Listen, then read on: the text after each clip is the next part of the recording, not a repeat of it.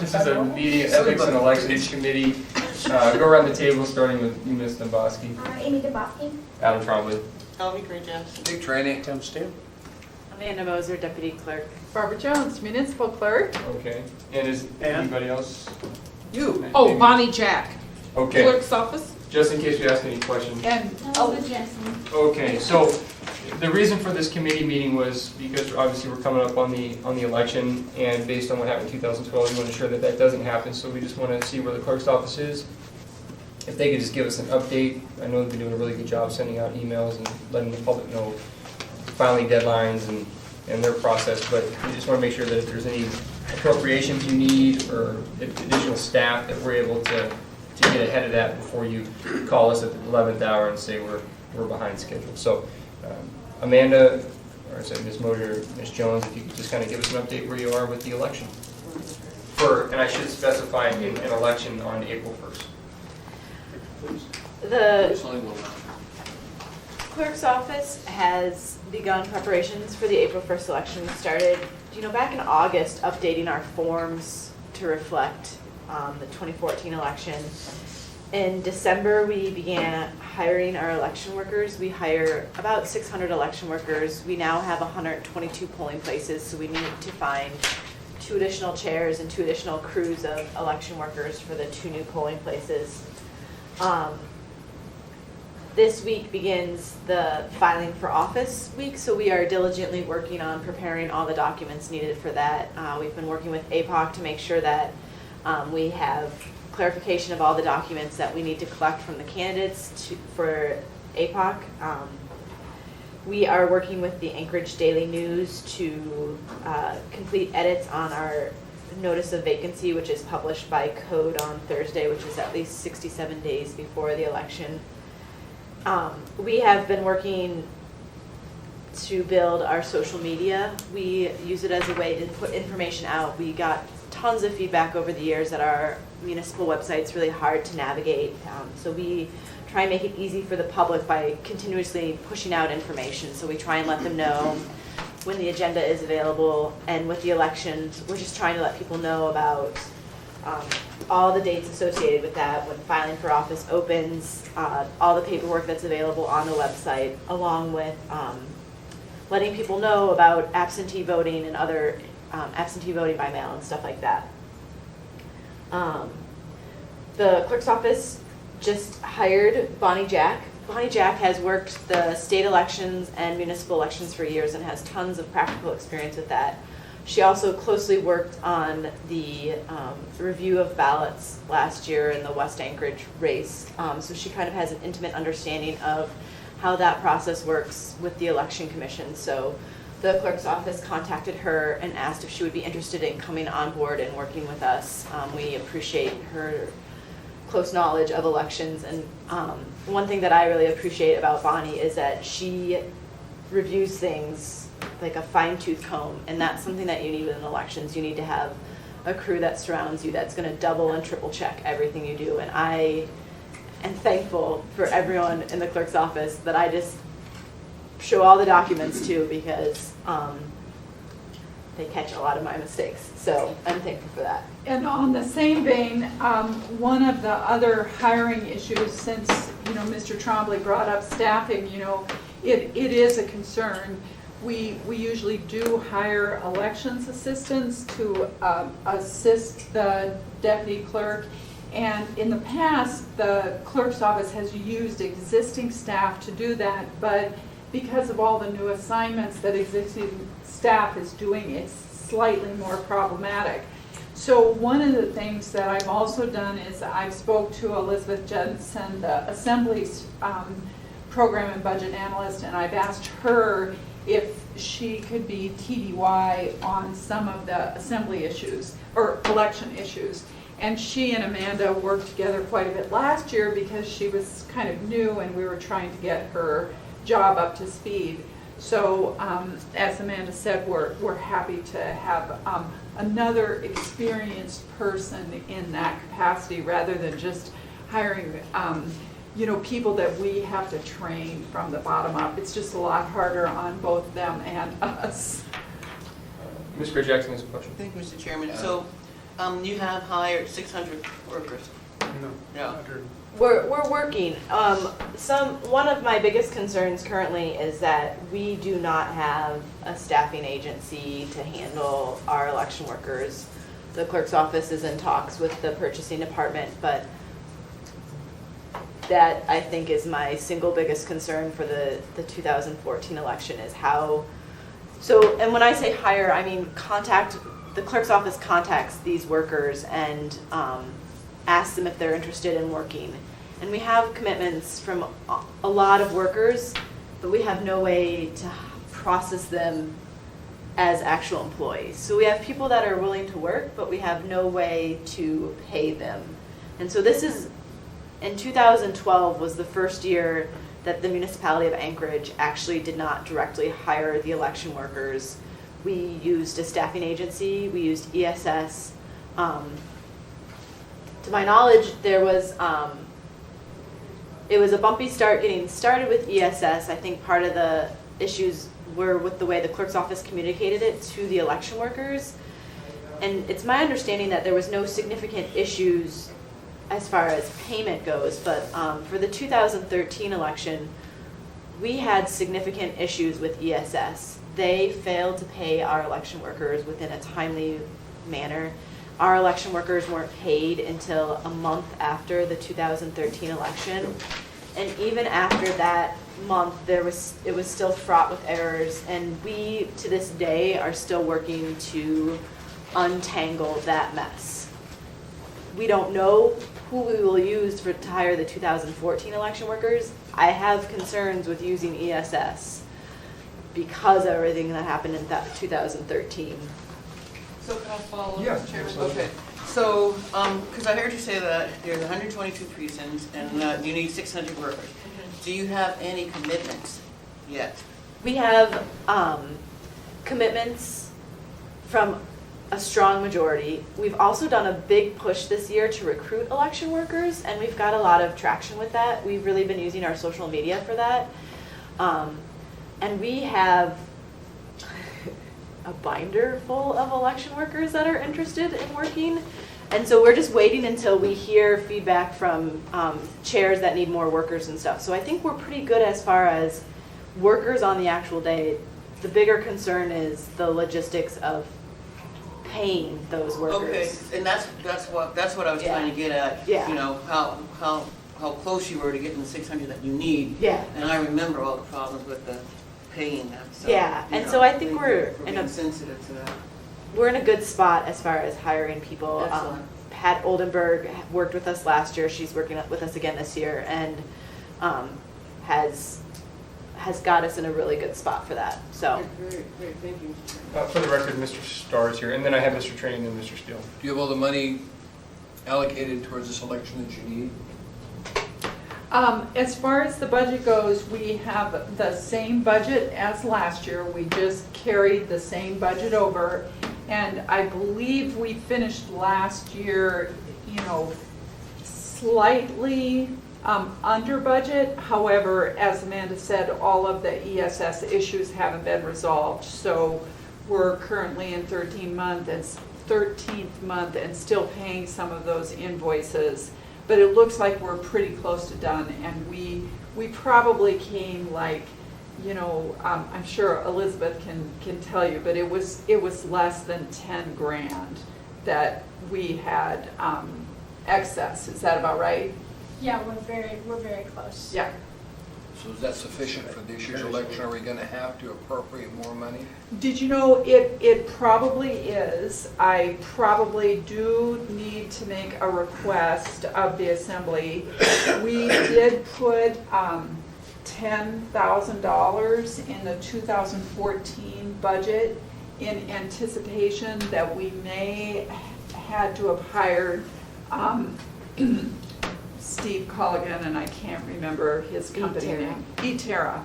And eTerra is the organization that has the software that can look at the Social Security population districts, and then we set up your assembly districts that way. And since the redistricting decision wasn't final from the state and the court, we needed to make sure that we had some money set aside in case some of the precincts changed, and we needed to make that change. Amanda's been monitoring that situation all of 2013. She's been meeting with the state, and the change resulted in the one extra precinct. Two extra precincts, but it will not need any changes to your assembly districts. So as a result, we're not gonna need to go to E-Terra to use that $10,000. So the request that I would like to make is that Amanda has discussed some uses of the money. We contracted with the League of Women Voters last year to do, what's it called again? Ballot review. Ballot review. And so the ballot review last year cost $16,000. And what that did was just put it as an insert in the Anchorage Daily News. But we need to do more than just an insert. I think the Daily News probably has better,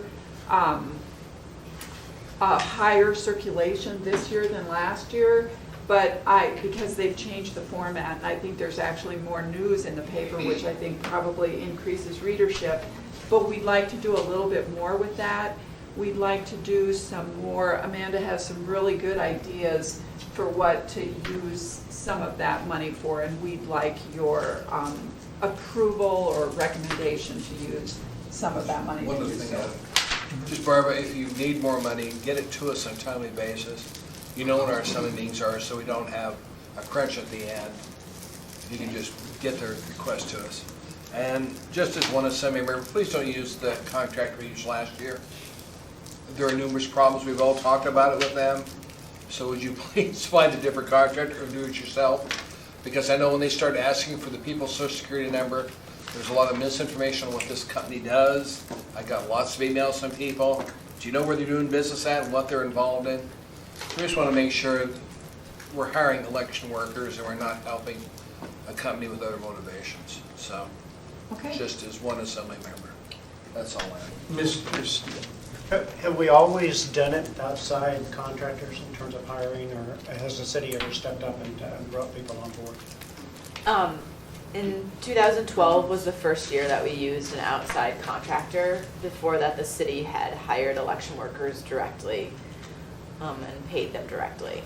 Did we in the clerk's office do that, or did they do it personnel or So public relations? the clerk's office has always handled the recruitment of the workers, and then the actual paperwork and hiring was always handled by employee relations.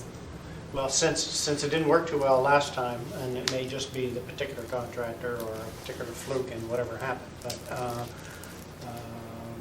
is that something you're thinking about or looking at, or are you thinking about just trying to find another private entity to bring people on board? The clerk, It's a very complicated question. That's why you're not answering. Okay. Yeah. And it involves many departments, and it involves Kronos and SAP, and as well as NeoGov. So it's really, really complicated. And so we are looking at all kinds of options, and my personal preference, if I could propose it, would be that we would pay the election workers as vendors. And I'm sure you're all familiar with that.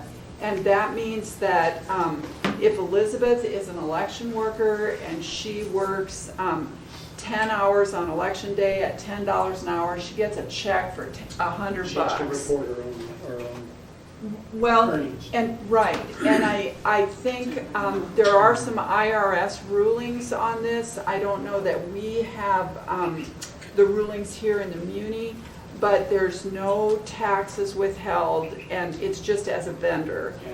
And we think that would work really slick for 600 workers. The issues right now, it's just really labor intensive, Yeah. and the Muni doesn't have the ability to do it. So we're willing to work through this right now, but I think long-term, that is the right solution. We're supervising them, we're recruiting them, we're hiring them, they're Muni employees, they need to be paid by the Muni. Other vendors, if Good. they're not union employees, if they're vendors, right? Well, they're muni workers, I got you. so, What I'm concerned with is you need to make it easy on yourself, because it's not, it's not an easy task, and all kinds of things come up, so hopefully you're not going to take it all on within the office to do all that. You can find a way not to. well, unfortunately, we are going to take on more in the office this time, because the problem is when we hired, as Amanda called them, a staffing agency last time, the fee is higher, and it caused problems for us. And basically, Elizabeth audited the invoices, and Elizabeth did the work anyway. So for the staffing can't do it. agency, so we're gonna have Elizabeth is going to be involved and supervise the work. She's gonna be the one that's gonna be reviewing the timesheets and getting the timesheets to what we're calling this time a payroll service. I have Mr. Jackson. Thank you, Mr. Chairman. You mentioned the issue with payroll, and in 2012, this was the first time it was an outside vendor. And I gotta tell you, Barb, I really appreciate you mentioning what the issue was, because the issue is Kronos and SAP. And it's just another example of the problems with what's going on with that. And I think the idea of vendors is a really good one, and I just really, really hope, because I was thinking that before you even mentioned it, I really hope that it works out in terms of IRS, but that's the smoothest, simplest way to deal with paying folks, and I can't imagine anybody having an issue, with it. And also, my last question is, what district are the 2 additional precincts in? I don't know the answer to that off the top of my head. There is changes to a significant number of the precinct numbers. They went through and renumbered them, and there's also other subtle changes to precinct lines. And so we've been working with the state to get that information and update it in the municipal GIS system, and we're also going through and currently updating all of our information, because we use, every piece of information we have has all the precinct numbers listed on it, so we have to go back and update all those. But I would be happy to email you a list of the precincts, if that would help, and then I can... Yeah, because, I just want to know if it's my district, you know what I mean? Which is a reasonable question. Thank you. Thank you, Mr. Chairman. No, Mr. Starr. Well, my advice would be to spend some money with a tax attorney and talk to him about the pragmatics of that. It would seem to make sense that your stable or stability in your precinct chairmans and some of the folks that you see returning year after year after year potentially should be loaded into Kronos. The other ones, I would say you ought to take the model perhaps of jury duty. You serve a 5-day case, you're never probably going to go back to that. They write you a check, and that's the case. I think the tax rules now speak to $600 is where you don't have the 1099 form and some other stuff. And so rather than ask our own finance people inside the municipality, I would say reach out and consult and push the envelope a little bit on that. You're basically giving the worker either a volunteer stipend to show up and help you at the polls or some other category. And the operative word in this case isn't necessarily a full-time employee, but the temporary employee status kicks in. You're not really a contracted worker, and I don't quite frankly believe that they're a vendor.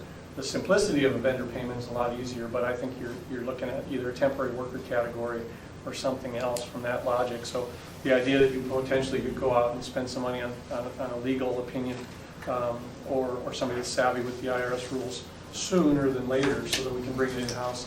I don't find it to be terribly challenging, especially when we control the overall budget of labor dispersion. It's just a matter of the labor dollars dispersed is a better word of saying that. Is this body does that. We know that you're going to spend $30,000 or whatever it is on contracted laborers.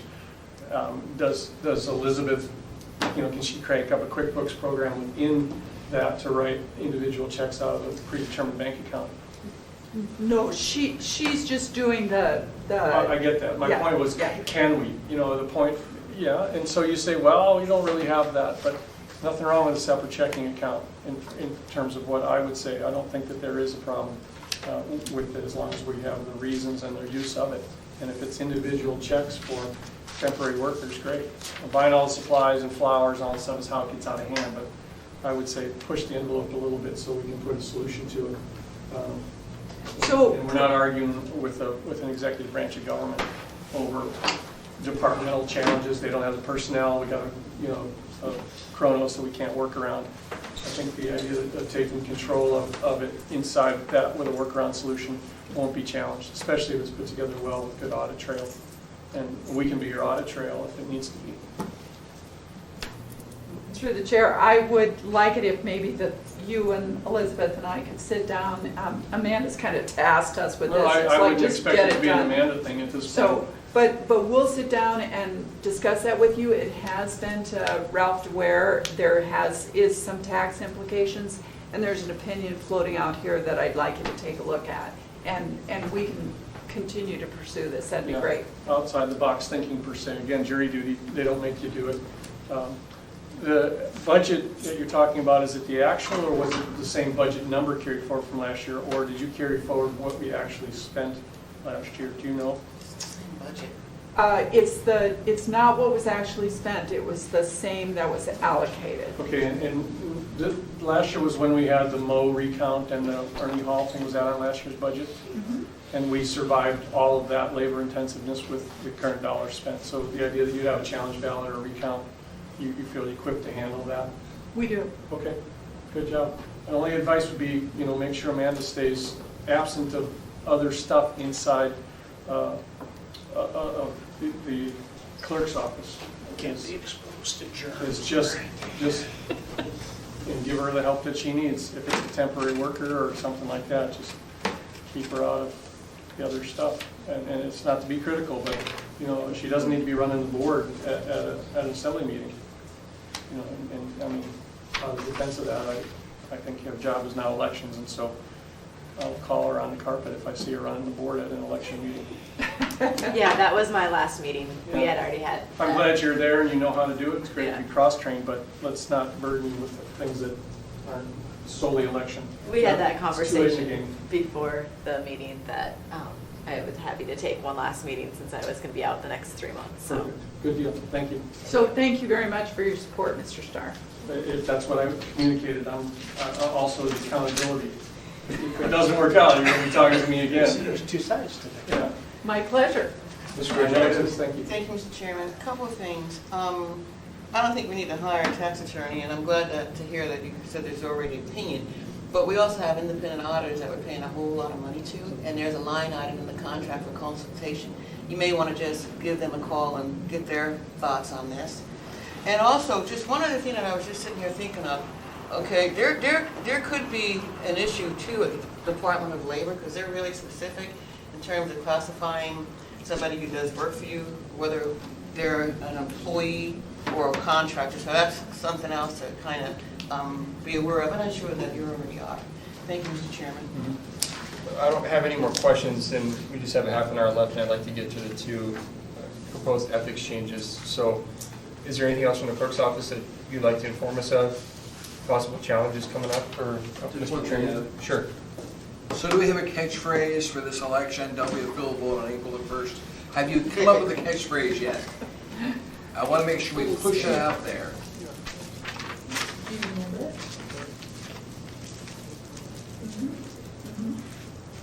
April 1st. No fooling. Don't be a fool, vote. one conversation that the clerk's office has had is there is some concern with a lot of just different talk about elections in April and elections in November that potentially That's the reason for there could be some concern with voter confusion as to when the election is going to occur. So we were thinking that'd be fun to have a slogan, vote in April in Anchorage. Simple, but to the point.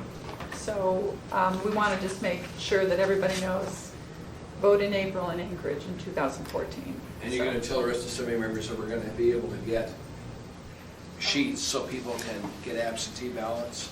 Take their community councils with us when we go. I'm working on an email to send out to all the members. One other thing that the clerk's office is working on doing and has, one of our goals is always to increase voter participation. And one way that we found to do that is to encourage people to vote absentee by mail. It's a really great way to get the ballot at your house, have time to review it, sit down. Potentially there'll be 8 bonds on the ballot, so you have time to actually sit down and read all that. So we have been encouraging people to take advantage of absentee voting, and we thought it would be great for assembly members to talk about absentee by mail voting when you're at your community councils. So we have printed off, we have stacks of 50 applications. If you want more, we'd be happy to give them to you. We'll put them in your mailboxes. And when you go to all your community council meetings, you just have the opportunity to talk to the citizens in your district about voting by mail, and you can pass them out. And if they fill them out there, you can always just bring them back to the clerk's office, or we can provide you with envelopes that they can mail them in. But just a great way to engage the public in our municipal election process. We can't, I didn't mean to interrupt you, we can't download the absentee ballots, can we? They are available, and that's one thing that we've been working on our social media, is sending it out. We try and send it out every 2 days, just so it's constantly in people's feeds. But I'll send the link to everyone so that you have it electronically Yeah, too. If you could print out some business cards without expensing a lot of money, those would be great to hand out. 'Cause Yeah. that community website's gone 2 layers and 3 is a little bit hard. But Yeah. if we knew the website and could flip those out on the table, Yeah. I would rather than try to recite it. Because we're trying to increase the attendance in the electorate, so.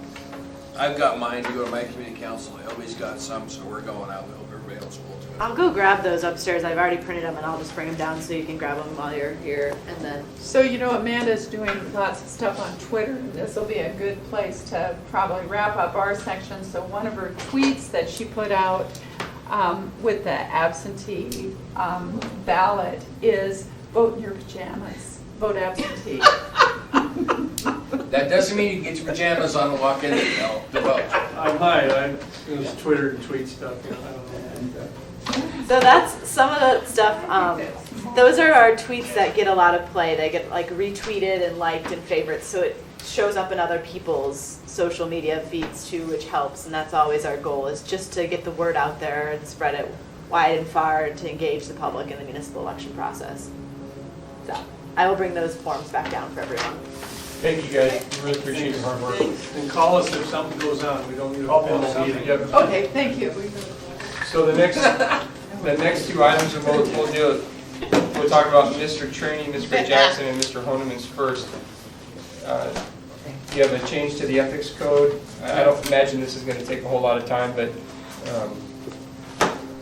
go for it. Basically, if you're an incumbent running for office, you cannot have our lobbyist in DC hold a fundraiser for you. I know our current mayor did that, but he said, the excuse was, well, every other mayor's done it in the past. I appreciate that, but I want to put a barrier, because I don't expect our lobbyists, we pay multiple $1,000s to go back in DC to lobby for us, to then become a funnel to raise funds for an incumbent running for office. I don't care who it is. Huh? Ms. Gray Jackson? Thank It's you, just Mr. Chairman. DC. Sure. Yeah, because that was my next question. It's just Okay. DC? It's just DC. Because I think it should apply to Juneau too. Well, I get If the it's plan, our lobbies, Juneau. My then only we- concern is DC. Do we have paid lobbyists in Juneau? Yes, we do. Yeah, we do. Where's my fees? Thank you, Mr. Chairman. Okay. I have a question. You said that if you're an incumbent, so let's assume I wasn't in office, but I am running for office. Does that not apply to me then, if I'm not the incumbent? Let me get it to for you. I just want to make sure that if it's equal playing field here. Right now, this just says municipal employee running for municipal state, and that includes elected officials. It would not deal with somebody that's not a current member. So if I was not a current member and I wanted to have a fundraiser in DC with the lobbyist for the city, I can do that. They can do that because we can't take the First Amendment rights away from them. They've got the right to raise money. It's just if you're a lobbyist, I got you. accepting money from the city, you should be just working to push city issues in DC from my perspective, not trying to raise funds for somebody else. Okay. Any questions? Do Mr. Strong? PACs have to register as a lobbyist group, like I don't know. political action committees? No, they're not They're lobbying. not dollars. registered with the city, the clerk's office provides me. Well, here's the challenge I have is what if it's, because I believe that there's lawyers or companies that are hired to run as the company is hired as the lobbyist group. And so when you have a company that sponsors a fundraiser, there's going to be the workaround saying, well, I'm sponsoring a fundraiser on my own time. So are we going to be able to enforce this?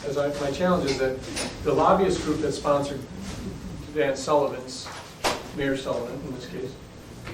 In Washington was just that, it was a company. We'll do the company that registers as our lobbyist.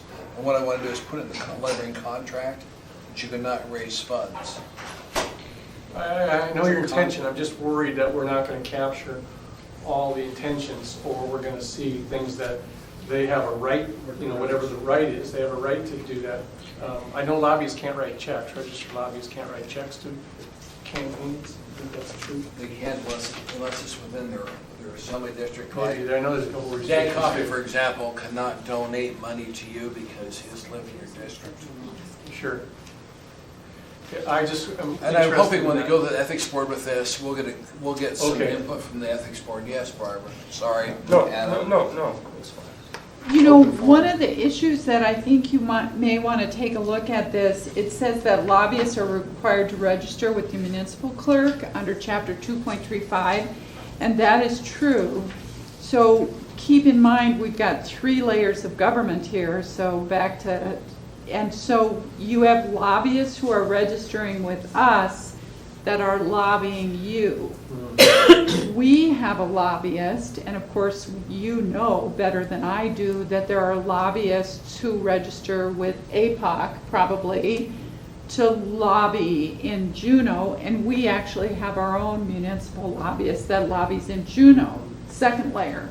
Third layer, lobbyists who may be hired by the muni. We don't pay that. The assembly department doesn't, that lobby in DC. So keep in mind that I'm not positive that if you're talking about lobbyists under Muni Code, that you're capturing what you're talking about. Yeah, and I guess that was and I don't know the rules on tax, how would be influenced lobbyists. Well, I know I told Julia what I wanted, and she wrote this, so I'll check with her, and she Sure. gets back tomorrow again. Great, good, thanks. And you're not, are you expecting action on this on the 28th? No, we got time. I would encourage Well, it, partly because it's I got busy, time. and, I mean, I'm just trying No, to. we have time. We've got a lot of things going on. Personally, what I was trying to say is that there needs to be I don't know how you do this without affecting governments. We have to start to focus on the election coming in April and consciously put off the discussion. It might be confusing to the public that what we're going to act upon somehow affects April election. And so, I mean, We can push this for a while. well, I'll if you get have the Julia to look usual, at it. effective immediately upon that, then, if I've taken, which I haven't, but if I take money from a lobbyist registered in Juneau and this passed effectively, No, we can change the effective date to whatever we want. push it past the election is all I'm getting at. That's fine. So it doesn't apply, and you No don't problem. run the risk of trying to influence this election through current legislation. This item, Mr. Trombley's item, is back before the assembly on March 25th. All right. Well, but that's. Mr. Trainings, I'm sorry, Mr. Trombley. Jeez. Hi, man. You and I got confused. No one knows who you are. I'm just trying to separate the things that are important to the I April realized we had the election. same haircut. Yeah, But you're better looking than I am. Yeah, right. Older than dirt. I think I have kids your age. Who registers with you? I mean, who registers with the muni? Oh, see, Amy's already got it on her little, it's on our Only 2 website. pages. You're more than welcome to pass it around. And my main concern with this one is, quite frankly, our lobbyists in DC. I do not want them raising money for anybody running for office, because I want them to devote their full-time attention to representing Anchorage into Congress. I don't want them raising money for anybody, an incumbent or anybody who's running for office. So, Okay, so we have time to work this, Mr. Trainee. yeah, we got time. Yeah, and that's fine. Is there any other questions I'll regarding give it this to one? you.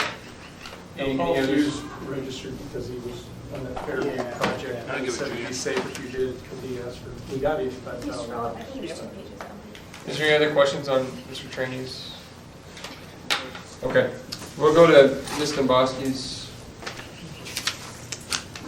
Mine's pretty self-explanatory, and I apologize, I'm not more prepared. I didn't realize I was going to talk on this today. But essentially, through discussions with council, there's 3 areas that could be addressed with this simple change. One is personal work. For example, I heard of in the private sector, a law firm that, or a company that had a law firm, they pulled the person up from the lower 48, and on that trip, that attorney was meeting with other clients. So the same theory would hold true to this, is if we had, say, somebody who worked for the city who had a second business or a private business, if they were going on city business, they probably should pay the taxpayer back, in my opinion, if they're gonna be doing private work on taxpayer-funded trips. So that was the first. The second was vacation. And this doesn't mean 8 to 5. If I'm going down to a conference to learn about something that's gonna benefit the taxpayer, it's fine to go out to dinner or a movie or a show, but a vacation, if I'm going down to the lower 48 to go to a conference, but I'm gonna take a long weekend to visit my mom, I consider that a vacation. So that issue, I've heard anecdotally stories of some that has happened. So that was another thing that I thought, well, if we're gonna cast the net, we should have parity and we should have fairness across the board, whether it's executive staff, employees, or elected officials. In campaigning, obviously that one's pretty self-explanatory. The same thing, if you're gonna be traveling on the taxpayer's dime, if you're going to be campaigning, you're holding fundraisers, you should probably reimburse the taxpayers for the time you spend on that. So I tried to find the most simple solution. I tried to get some parity with the state law, which I don't have in front of me. But it was just, if you're gonna take a 40-hour trip and you spend 5 hours of it campaigning or doing these other activities, you can prorata the cost of the trip and pay the taxpayers back. Mr. Trainer? I appreciate this, AV. When I first came on the semi my first term, I served with an attorney that during the semi meetings was writing legal briefs. So you see what I mean about the attorney? Oh yeah, he'd never listened to people testifying. He was writing legal briefs the whole time. It was billable hours as far as he was concerned. He billed his clients for the work he was doing while he was sitting there on the semi. My only question would be on the prorated, are you come up with a form so they can figure out how they're gonna Absolutely, and reimburse that's the part of city the or reason what? why I asked for a referral to the ethics board too, because they would be the ones reviewing it to make sure people are compliant. And I wanted to hear what they had to say about the pro rata. I know the state already has a standard, so I would assume it would be comparable to that standard. But that's why I am not in a rush to get this passed. I want everybody to be comfortable with it and to understand the implications of it before we pass it, if it gets passed. I just think there's two routes we could take in something like this. One is just to ban these activities, period. Or the other is to allow it to the taxpayer to be paid back. And I think that's a fair solution. I think it's the middle ground. So that's all. I'm not out to tar and feather anybody. I'm just trying to make sure that the taxpayer's money is being spent appropriately and it's not being used in a manner that's going to personally benefit others. Thank you. Tim, you're next. Yeah, in my mind, there's a difference between fundraising and visiting mom. Oh, sure. If there is no additional cost to the taxpayer, then, and you're going down there and you take the weekend off and you just take a later flight, you're not charging for the room, you're not charging for the meals and so on and so forth, then I think that's appropriate. If you're charging for the meals, if you're charging for the room, and it's during that period of time, then that's a different thing in my mind. I know, I hear what you're saying, Mr. Steele, and I probably, the only reason I say that is because anecdotally I have heard of some individuals that take frequent trips and tag on personal things like that. And I Former just, governor. and my Chestnut point is, Street. are they really taking the trips because they're all necessary? Maybe they are, but if that's the case, if you're gonna extend it 3 or 4 days, especially if you incur extra costs, housing, food, car, whatever it is. I think if you're incurring those extra, I think it should be disclosed so people know, hey, I had these 3 extra meals, or, it cost me to do a change of flight, it cost me $150 extra. Those kind of things, I think it's fair to disclose them.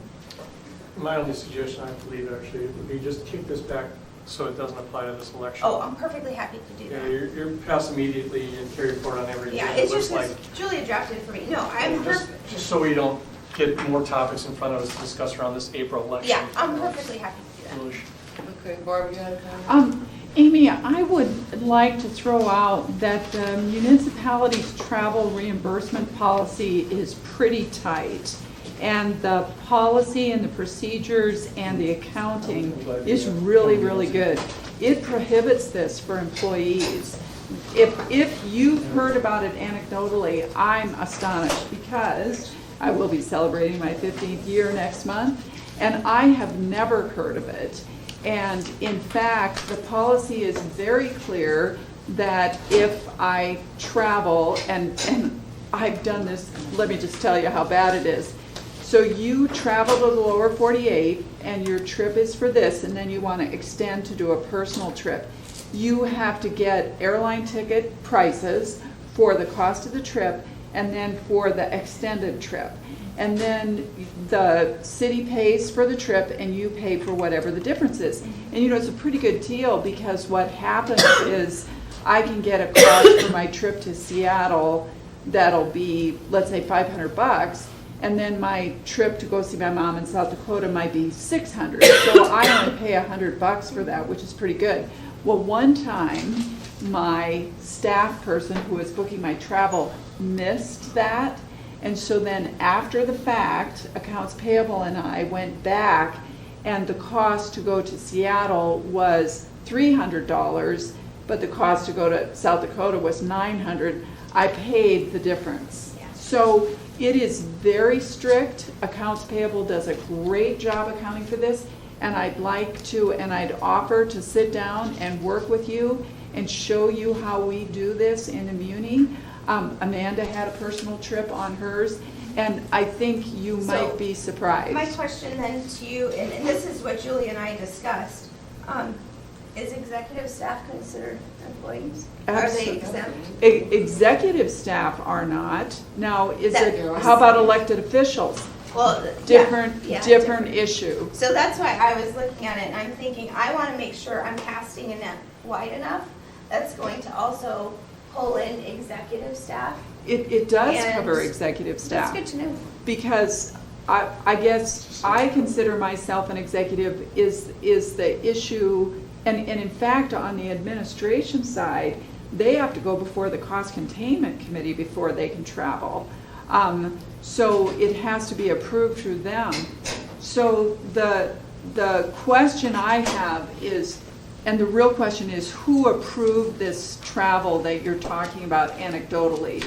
And that's who the real question is, because it would never get approved through any of the departments that I've worked in. And I think what you're saying is exactly what I want to make sure happens. Okay. I mean, I just want to make sure it's fair for everyone, regardless if it's an employee or an elected official.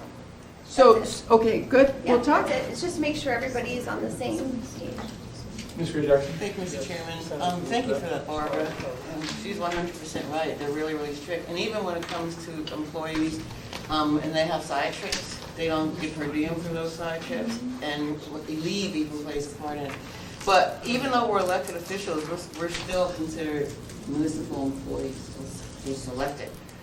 Yeah, I just wanted to throw that out. Thank you. Any other questions on this?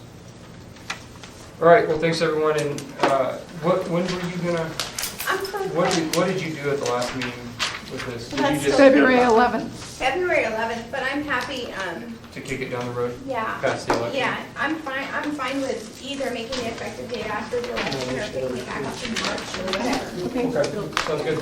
All right, we're adjourned. Thanks, everyone.